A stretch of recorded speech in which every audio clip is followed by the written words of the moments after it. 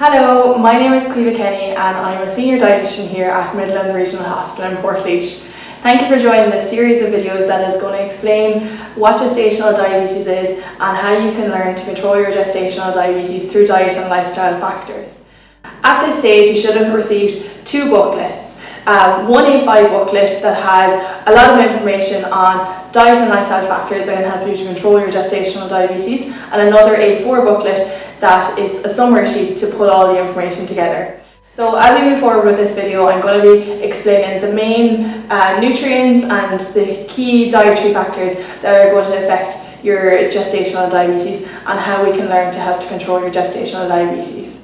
To begin, I just want to talk you through what gestational diabetes is. So gestational diabetes is a condition where there's too much glucose or sugars in your bloodstream. So we want to control how much sugar is in your bloodstream so that you and baby are as healthy as possible throughout your pregnancy. And how we do that is controlling the types and the amounts of carbohydrates in the foods that we eat.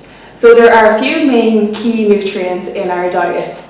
We have the carbohydrates that I just mentioned, the proteins, which are like meat, fish, eggs, cheese, peanut butter, things like that. We have your fats, which are oils, butters, and then we have vitamins and minerals, which mainly come from a variety of foods, but particularly your fruits and vegetables. The carbohydrates are the main nutrient that are going to affect your blood sugar levels. So with carbohydrates are your main source of energy, which we need to fuel you and baby. If you think of it in the same way as a car needs petrol or diesel to fuel themselves, you need carbohydrates to fuel your body so that it's working to its best. With that in mind, we just want to look at how your carbohydrates get broken down into your body and how they get used up by your body. So when you eat any type of food that contains a carbohydrate, let's say a sandwich for example, you eat that sandwich gets broken down in your digestive system. Once it's broken down into its smallest particle, which is glucose, that glucose can transport from your gut into your bloodstream. So now you have all this glucose sitting around in your bloodstream. What happens is alarm bells should be going off in your body and your pancreas should release a hormone called insulin. That insulin acts nearly like a key to let that glucose out of your blood and put it into your body cells. Where that system goes then a little bit wrong when you have gestational diabetes is you eat your sandwich, the bread that contains the carbohydrate. The bread gets broken down into its smallest particle, which is glucose. Glucose transports the exact same way into your bloodstream. Alarm bells go off the same way. What happens then is your pancreas tries to release that hormone insulin. However, because of your hormones during pregnancy, either your pancreas just isn't producing enough insulin. So if you think of that lock and key analogy, maybe there's not enough keys to open enough locks to let that glucose out of your body and put it into your cells, out of your blood and put it into the cells. Or the other thing that can happen is that your pancreas just isn't producing insulin as effectively as it should be to open up that blood and let the blood sugars out of your blood and put it into your cells. So similar analogy, maybe that key is a little bit rusty and it's not opening the doors far enough to let all that sugar out. So that's why when you check your blood sugar levels or your blood glucose levels, that's the amount of sugar or glucose that's in your body at that particular point in time. We do need that carbohydrate or that glucose in your cells because that's what allows us to give us energy and allows our bodies to function as it should be. So where does our carbohydrates actually come from? There are a few different sources of carbohydrates from our diet. The three main sources of carbohydrates are your starchy carbohydrates. These are foods like bread, rice, potatoes, pasta, yam, plantain. They're all starchy carbohydrates. These have a nice gradual release of sugars into your bloodstream. That's what you want.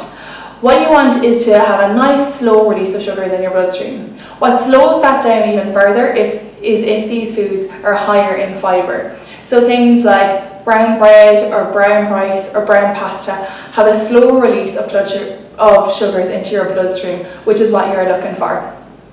The next type of carbohydrates are what we call natural sugars. So these are foods that contain sugars naturally. This will be things like fruit that gives fruit that natural sweetness, and also foods like milk and yogurt contain carbohydrate in the form of lactose. So if you've ever heard of someone that has like a lactose intolerance, that is an intolerance to the sugar that's occurring in milk or yogurt. You can still have these natural sugars in your diet, but how much and where you have them in your diet is very important. So we recommend to stick to one portion at a time. So one portion of fruit would be like one small apple, one small banana, 2 small kiwis or plums or mandarin oranges, or a small handful that fits in your hand of grapes or berries. It's important to only stick to one portion at a time and try spread out these portions throughout the day. So you might decide to have a portion at mid-morning or mid-afternoon time. Similarly, with your milk or your yogurt, we would recommend keeping to one portion at a time. So one medium pot of yogurt, like maybe 100 to 125 grams of yogurt, or maybe a 200 ml glass of milk. So if you sat down and you had a pint of milk, you'd be getting more than one portion of milk in that serving, and that would likely cause your blood sugars to spike up a little bit higher. It's important with regards to yogurt that you're choosing the right types of yogurts. Some yogurts can be quite high in sugar, so if you're wondering which one to go for, the best types are either natural yogurt or yogurts that have no added sugar or 0% added sugar on the labels. The last type of carbohydrates are your what we call free sugars or added sugars. These are foods that contain carbohydrates that release very, very quickly and spike up your blood sugars quite quickly. This is what we want to avoid. So these are foods such as biscuits, cakes, buns, chocolate, table sugar that you might add to tea and coffee, maple syrup, honey are all considered natural sugars or free sugars. So you want to avoid these in your diet for the rest of your pregnancy to avoid those spikes in your bloodstream. Another very, very important factor with gestational diabetes is the meal pattern for gestational diabetes. We would recommend that you stick to a meal pattern of 3 meals and 3 snacks every day. This allows your blood sugars to stabilise a lot more easily throughout the day. What we want to see is nice, equally divided out meals and equally divided out snacks. So we would recommend that you don't need any longer than 3 to 4 hours between your meals without having something to eat, either a meal or a snack. Similarly, overnight you obviously have a longer period without having a meal or a snack. We would recommend to try to avoid leaving any more than about 10 to 12 hours overnight for fasting. So to help this, we would recommend that you have a bedtime snack directly before you go to bed. You can see examples of snacks on page 13 or 14 of your booklet for more information on the correct types of snacks to include throughout the day. What we want to avoid is something like this graph here. So here you can see in this example, there's an example of someone that's maybe skipped their breakfast. So their blood sugars have dipped. Then they get hungry and they're eating a large portion at lunchtime, which causes their blood sugars to spike up quite rapidly. That's what we want to avoid. We want those nice gradual peaks throughout the day that don't go too high or too low all throughout the day. Another very important factor to consider with gestational diabetes is exercise. Exercise has plenty of benefits, including managing weight gain, helping sleep, improving mood, but also it helps with the uptake of insulin in your body, which helps to control your blood sugar levels. So we would recommend to try aim for 30 minutes most days as much as possible. This doesn't have to be 30 minutes all in one go. If your lifestyle allows, it can be really helpful to aim for 10 minutes after each meal to help control your blood sugars, or if you can break it up into 2 15-minute blocks, that is really helpful too. I just want to move on to how you're going to record your blood sugar levels. So here we have an example of your blood sugar diary. What I would encourage everyone to do is to keep a blood sugar diary with all your blood sugars throughout the day and circle any of the readings that are out of target. On the other side, there is a little bit of room that you can write down the foods that you had to eat. It doesn't have to be in this booklet, but it can be quite handy. You can keep it in your own notebook either. This will help you to figure out what foods are working and what foods aren't working, the types of carbohydrate and the portions of carbohydrate, to help you figure out how to control your blood sugar levels. So this can be invaluable, particularly in the first few weeks of managing your gestational diabetes.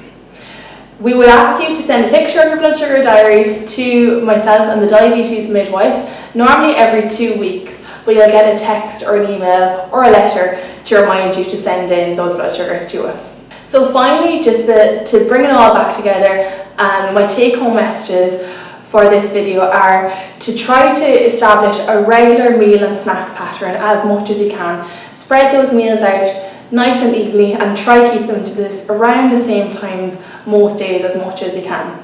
Try to include high fibre, starchy carbohydrate, like your brown bread as opposed to your white bread, your brown pasta as opposed to your white pasta at each of your main meals, breakfast, lunch and dinner. Bulk out your meals with lots of protein and vegetables which don't affect your blood sugar levels and will help you if you have to reduce your portions of carbohydrate. Try to avoid added sugars or free sugar foods like your table sugar, full sugar fizzy drinks, biscuits, cakes, buns, chocolate as much as you possibly can. Make sure that you're using your blood sugar diary and your food diary in line together so that you're making changes and you're adjusting in line with what your blood sugars are telling you. And upload or email your blood sugars to us every 2 weeks so that we can review them and then we can get back to you with any suggested changes. That's it for this video. Thank you very much for listening, and if you want to listen to the next video, you can follow the link that's below.